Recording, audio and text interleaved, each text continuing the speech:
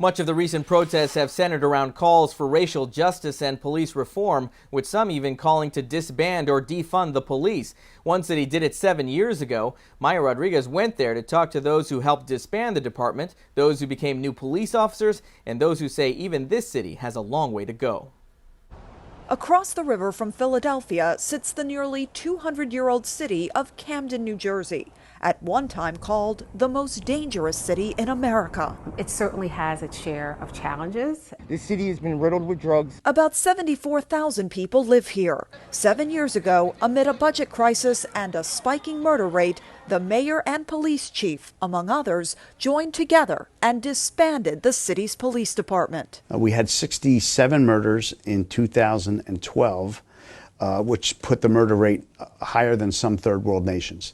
So a change had to come. Louis CAPPELLI Jr. is Camden County's freeholder director, a job similar to a county commissioner. It's a position he also held when the city department ceased to exist, replaced with a brand new county police department. We started with two main objectives. Number one was to reduce the number of crime victims, and number two was to make the residents of the city feel safe. So what happened to the city police officers? With the union dismantled, all of them, from the chief on down, had to reapply for their positions with the new department.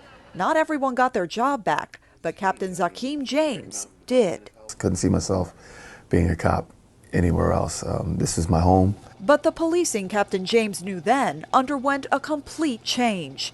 All the officers went through new training, focusing foremost on community policing and de-escalation. Come on, we're here to help you. What is it that we can help you with? Where the use of force becomes a last resort. We stress interaction with people on a positive note. We reward that as opposed to just the traditional rewards for drug and gun arrest and solving violent crimes. We also reward officers for being integral parts of the community. In the years since the changes, Camden's crime rate fell. Since 2014, violent crime is down 36%, and murders are down a whopping 72%. How will you have a But not so fast, says Camden County NAACP President Kevin Barfield. Crime statistics throughout the state and the United States have went down over the years. So can we truly contribute that to policing or a police model? He's also concerned that the county police department lacks diversity in the ranks. Minorities make up about half the force, and few are part of the higher ranks,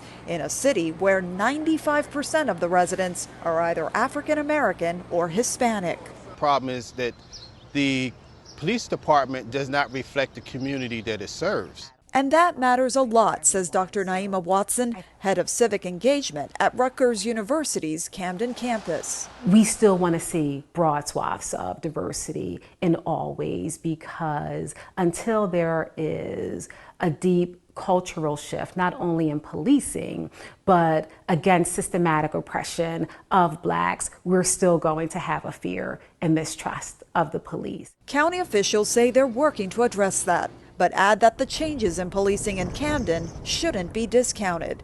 As for cities considering revamping their own police departments, give the community the opportunity to vote. It's not one size fits all. But this isn't going to happen overnight. Words born of experience from those who've been there. In Camden, New Jersey, I'm Maya Rodriguez reporting.